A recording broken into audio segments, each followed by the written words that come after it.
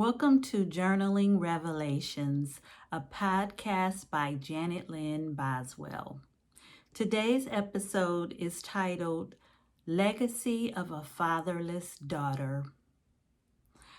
I named it that because as a daughter who grew up without her father in her life, I've been thinking a lot lately about what legacy I'm passing on to my children. And recently, I actually had to answer this question. It was in a planner that I was using. And the question was, what is my legacy? So the first thing I did was I went to look up the definition of legacy because, of course, I know what legacy I would like to leave to my children, stepchildren, bonus children, grandchildren, and everyone connected with my life and everyone within my sphere of influence. But I really wanted to see what is the official definition of legacy. And here it is: the long-lasting impact of a person's life. In other words, an impact that is going to last after I'm gone. And normally when we initially think of legacy, we think of financial legacy, what financial legacy we want to leave and pass on. And of course, we want to do that, and that is part of it. But if you know anything about me, you know that I believe that it's important that we take care of the inside first, and then the inside will flow to the outside. In other words, I want my legacy to be that my children are in all of my children, biological children, stepchildren, bonus children, grandchildren, the generations following me, I want them to be healthy, whole, and thriving on the inside, mentally, emotionally, spiritually. I want the neural pathways in their brains to be healthy. I want them to know that God is their ultimate parent, okay? Whether they had a great dad, a great mom, didn't have a great dad, great mom, I want them to know that God, first and foremost, is their ultimate parent. And I like referring to God as dad or daddy because I saw my father a few times throughout my life, so I really didn't get to say that a lot. And I imagine myself as, let's say I'm 6, 7 years old, and another kid throws a rock at me, okay, and it hits me and I'm bleeding. I imagine myself being able to run to my daddy and say, Daddy, so-and-so threw this rock at me and it hurts. And my daddy scooping me up and cleaning the wound and putting a bandage on it and then giving me a hug and a kiss and maybe a little pep talk and encouragement, and then sending me on my way. And then I go back outside, running and playing like we used to do when we were kids. We didn't get to come in the house during the summertime very often. We stayed outside and we played with our friends. So I imagine myself on my childhood street, running back outside, playing with my friends. And that is exactly how I feel when I am talking to my Heavenly Father. One thing to know about me is that journaling to me is a form of prayer.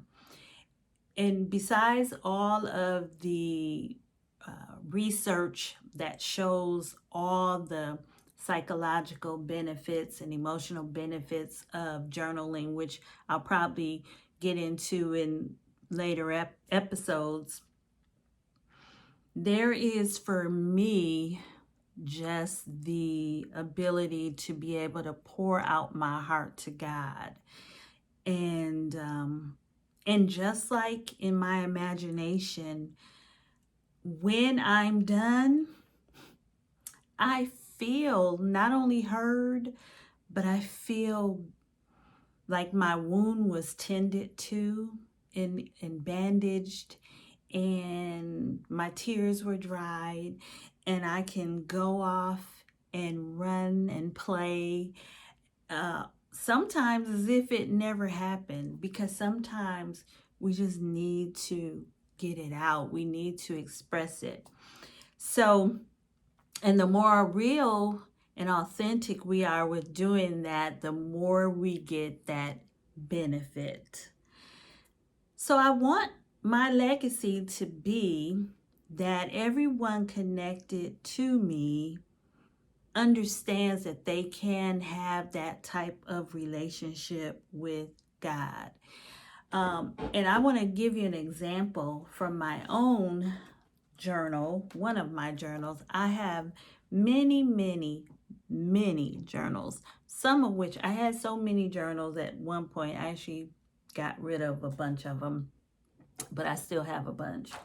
And I will tell you this, as a survivor of childhood sexual abuse and trauma, and also religious trauma, journaling and just, when I was younger, I called it a diary. When I got older, whether I called it journaling, and whether I was writing in a tablet or whatever I was writing on or in, that is one of the main things that saved me, saved my life. I promise you, has been journaling. So here is an example of one of my journal entries, and I find it very interesting that I did not date this journal entry, which is very unusual for me, but it's kind of perfect for this podcast episode, because I think it's pretty much universal, and it could be any date and any time. And this is a great example of how I would pour out my heart and cry to my daddy.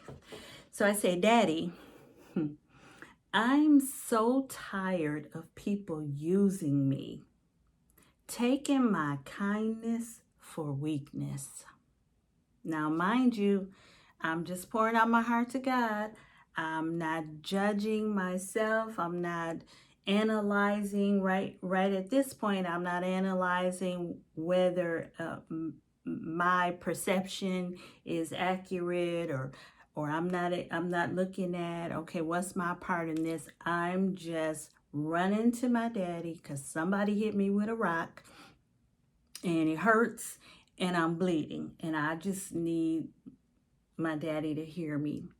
So then I say, they are making me feel obligated to do things to get them off the hook, so they don't have to confront other people. And throughout my life, I have had a really big challenge with allowing people to use me as their scapegoat, okay? That whole people pleasing thing, which is a big part of trauma, a trauma response. I said, I'm tired, Daddy. Please help me walk in the Spirit and act like I'm strong in you in the power of your might, not mine. Because that's what I tend to do too much. Put all the weight and pressure on myself, and then I get broke down, right? I said, and then encouraging myself in the Lord, I can truly do all things through Christ who strengthens me. But the truth is, I'm scared, Lord. I'm scared.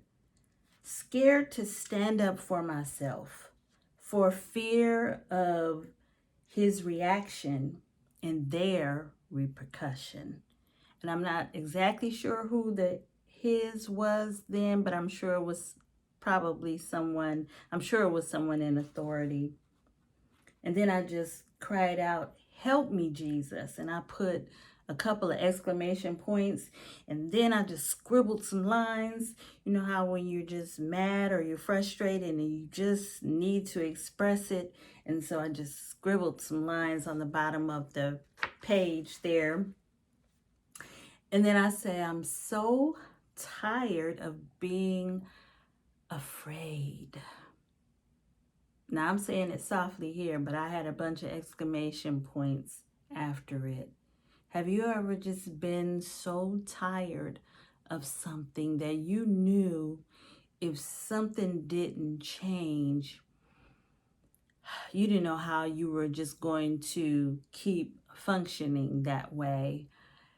And for me, writing these kinds of things is part of my process of change.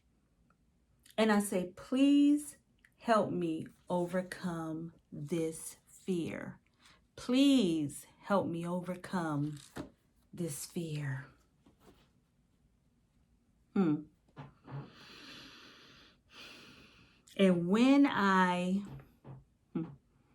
cry out to my heavenly daddy like that and beg him, plead with him to help me overcome this fear, to fight for me and help me to learn to fight for myself, then gradually I do.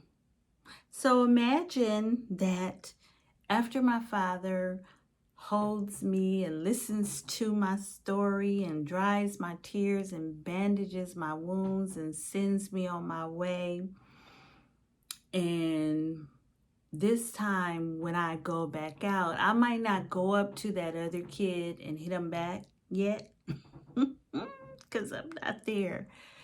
But maybe I have just a little bit more pep in my step. Maybe my shoulders are a little bit straighter because eventually it's going to be some confrontation there. If I keep running and crying to my daddy and telling him what my issues are and how I never really developed that sense of enough self-worth that ideally I would get from an earthly daddy, I never really developed that. So now I need to develop it from my heavenly daddy. And that's exactly what pouring out my heart in journaling helps to happen. So, what does this mean for you? Well, you might not have had an earthly daddy, a father, someone you could call dad or daddy. Or maybe they were there, but not really there. Or maybe they were abusive, or maybe just neglectful, not just, but maybe they were neglectful, or just abandoned you altogether. And trust me, there are wounds and issues that result from that, right? But you have a heavenly daddy who wants to bind your wounds, who wants to hear what's in your heart and on your mind, who wants to help you stand up to the bully, okay? I want you to turn to him. Use your journal. Not everything we want to share or do we need to share with other people. And even some things we don't even want to speak out loud, but you can always write about it. You can always write it down and let it come from your heart. And God hears and he sees the heart. The scripture says that man looks on our outward appearance, but God looks at our heart. So express your heart. Whatever is in your heart, however it comes out to your heavenly daddy, he can handle it. He won't judge you for it. And once you give him something to work with, he will work with it. But we have to open up ourselves up to him so that he can come in and help us. Okay? Real quick commercial before we go. I actually have published my first journal. I hope you can see it without that light. Here we go. It's a guided journal, and it's called Overflow, a 100-day self-discovery journal. And I want you to get your hands on this journal. If you pre-order it before October 28th, you're going to get some additional wellness materials from me for free. And you're going to get an invitation to a Zoom journaling community gathering in early 2024, which will also be free. So just to give you a little bit of insight, the journal is divided into 3 main areas of focus, as is this podcast. And those 3 main areas of focus are self-awareness, what we know about ourselves, okay? Soul awareness, how we feel about ourselves, and legacy awareness.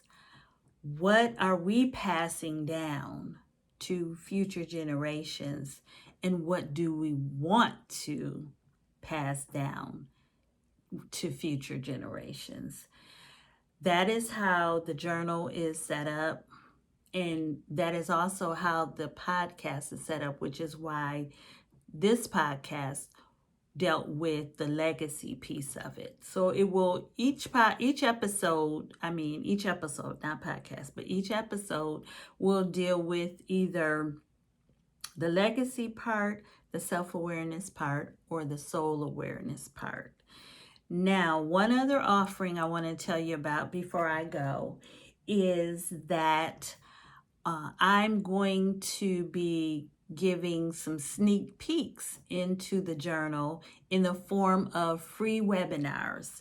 So there's going to be 3 free webinars, one to coincide with each section of the journal. And the first webinar is coming up August the 23rd.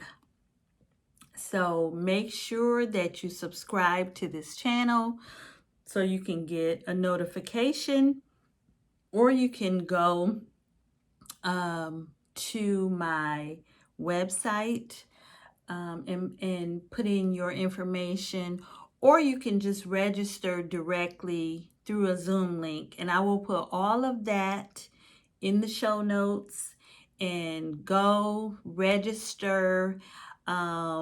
It's going to be around lunchtime. I'm not sure if it'll be 1 o'clock or 2 o'clock yet. I still need to finalize that, but it'll be probably 1 o'clock, because that'll be around most people's lunchtime. I'm here in Eastern time, Eastern Standard Time. So you want to check out those free webinars, and I will see you in 2 weeks with the next episode of Journaling Revelations with Janet Lynn Boswell.